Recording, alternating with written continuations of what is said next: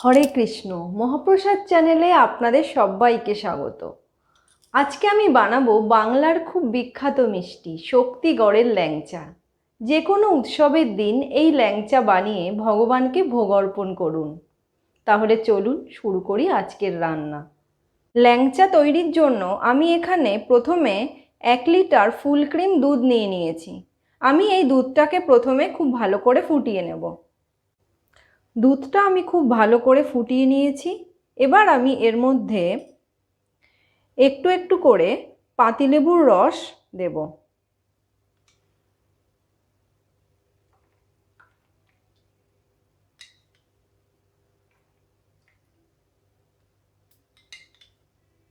ছড়িয়ে ছড়িয়ে একটু একটু পাতিলেবুর রস দেব। আর একটা স্প্যাচুলা দিয়ে একটু নাড়াচাড়া করব।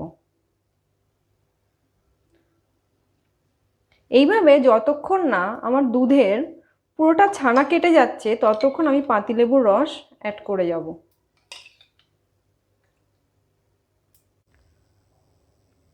দেখুন কি সুন্দর করে ছানা কেটে গেছে। এখন আমি এখানে একটা বড় ছাঁকনির ওপরে একটা সুতির কাপড়কে বিছিয়ে নিয়েছি।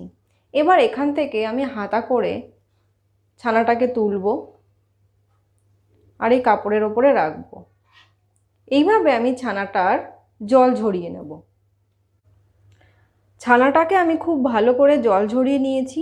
এবার আমি এর মধ্যে আরেকটু পরিষ্কার জল দিয়ে ছানাটাকে ধুয়ে নেব।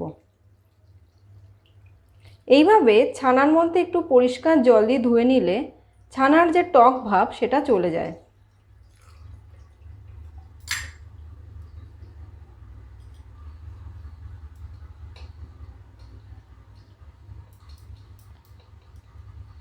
এবার আমি এই ছানাটাকে খুব ভালো করে ন্যাকড়া থেকে চিপে চিপে জল ঝরিয়ে নেব। ছানাটাকে জল ঝরিয়ে আমি একটা থালায় তুলে নিয়েছি। এবার হাত দিয়ে খুব ভালো করে ছানাটাকে মেখে নিতে হবে। প্রায় 6-7 মিনিট ধরে ছানাটাকে মেখে একটা সফট ডো তৈরি করতে হবে। 6-7 মিনিট ধরে ছানাটা মাখার পর ডোটা দেখুন ঠিক এরকম নরম হবে। এবার আমি এই ছানার মধ্যে প্রথমে 2 চামচ ময়দা দিয়ে দিচ্ছি। 1 চামচের 4 ভাগের 1 ভাগ আমি বেকিং পাউডার দিলাম। আর আমি এখানে হাফ লিটার দুধকে ক্ষীর বানিয়ে রেখেছিলাম, সেটাকে আমি এখন এখানে গ্রেট করে দিচ্ছি। ওই প্রায় 100 গ্রাম মতো ক্ষীর হবে। এবার আমি এই সব উপকরণের সঙ্গে ছানাটাকে আরও 5-6 মিনিট ধরে ভালো করে মেখে নেব। ছানার সঙ্গে সব উপকরণগুলোকে খুব ভালো করে মেখে নেওয়া আমার হয়ে গেছে। এবার আমি এখানে পাশে একটা স্টিলের ট্রেতে একটু ঘি মাখিয়ে রেখেছি আর আমি হাতে একটু ঘি মাখিয়ে নিয়েছি। এবার আমি এখান থেকে একটু করে নেব।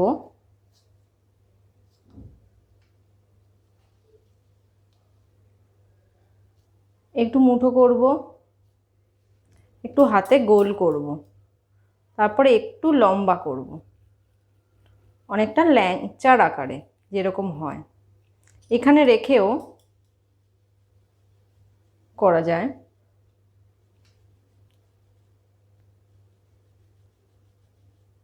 এই রকম ভাবে একটু পাকিয়ে পাকিয়ে লম্বা আকার করে আমি রেখে দেব। এইভাবে আমি বাকি ল্যাংচাগুলোকেও তৈরি করে নেব। ল্যাংচাগুলোকে আমি খুব সুন্দর করে তৈরি করে নিয়েছি। দেখুন ঠিক এরকম আকার হবে। এবার চিনির সিরাপ তৈরির জন্য আমি এখানে কড়াইতে 2 কাপ পরিমাণ চিনি নিয়েছি। এবার এই 2 কাপ চিনির মধ্যে আমি আরও 2 কাপ জল দিয়ে দিচ্ছি। 2 কাপ চিনিতে 2 কাপ জল ব্যবহার করতে হবে। এবার আমি গ্যাসটাকে অন করে দেব। যতক্ষণ না চিনিটা ফুটে উঠছে ততক্ষণ আমাদের একটু অপেক্ষা করতে হবে। দেখুন চিনিটা খুব সুন্দর করে গলে গেছে এবং চিনির সিরাপটা বেশ ফুটে উঠেছে। এবার আমি এর মধ্যে 5টা এলাচকে একটু ফাটিয়ে রেখেছি সেটা এর মধ্যে দিয়ে দিলাম। এবার একটু নাড়াচাড়া করে দিচ্ছি এবং মিডিয়াম ফ্লেমে চিনির রসটাকে তৈরি করতে হবে, ঠিক যেরকম দোকানে ল্যাংচার রস হয়। খুব বেশি পাতলা হবে না, আবার খুব ঘন হবে না, আর অনবরত এটাকে নাড়াচাড়া করে যেতে হবে। ল্যাংচার জন্য চিনির সিরাপ তৈরি হয়ে গেছে, দেখুন ঠিক এরকম হবে। প্রথমে একটু মনে হবে পাতলা, কিন্তু আসলে এটা ঠান্ডা হয়ে গেলে একটু ঘন হয়ে যাবে। ল্যাংচাগুলো ভাজার জন্য আমি এখানে কড়াইতে 5 চামচ সূর্যমুখী তেল গরম করতে বসিয়ে দিয়েছি। তেলটা একটু গরম হয়ে গেলে আমি এর মধ্যে 4 চামচ দেশি গাওয়া ঘি দিয়ে দেব। আমার এই ল্যাংচার রেসিপিটি যদি আপনাদের ভালো লাগে তাহলে আমার চ্যানেলটিকে সাবস্ক্রাইব করার জন্য অনুরোধ রইল। এইভাবে তেলের মধ্যে ঘি দেব এবং ঘিটা যতক্ষণ না ভালো করে গলে যাবে আমি ততক্ষণ গ্যাসের ফ্লেমটা একটু বাড়িয়ে রাখছি। ঘিটা গলে গেছে এবং তেল আর ঘিটা খুব ভালো করে গরম হয়ে গেছে। এখন আমি গ্যাসের ফ্লেমটাকে মিডিয়াম করে দিচ্ছি। এই মিডিয়াম ফ্লেমে আমি ল্যাংচাগুলোকে ভেজে নেব।